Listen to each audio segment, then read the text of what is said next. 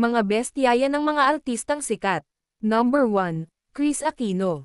Ang katulong ng actress na si Kris Aquino na si Bin Kailan Tayo, ay mahigit na 10 taong inaalagaan ang pamilyang Aquino. Number 2, Ellen Adarna. Si Ellen Adarna ay may katulong na si Jessa Baguio, na kanyang personal assistant at ito rin ay yaya ni Elias. Number 3, Piolo Pascual. Ang yaya ng aktor na si Hatan Marcampo, ay sobrang close at special, minsan makikita pa nga sa social media na nagyayakapan at nagkukulitan sila.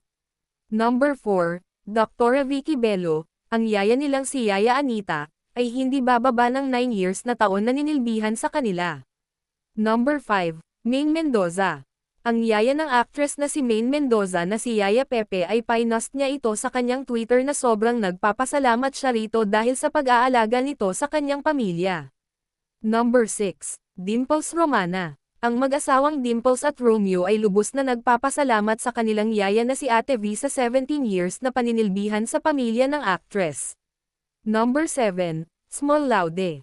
Ang katulong ni Small Laude na si Yaya Lotlot, ay itinuturing niya ng pamilya dahil niregaluhan niya ito ng lupa para sa kanyang pangarap na dream house. Number 8, Isabel Daza. Si Yaya Lanang na katulong ng actress ay matagal na panahon nang naninilbihan sa kanya, at hanggang sa nagkaanak na ang actress ay kasama niya pa rin ito.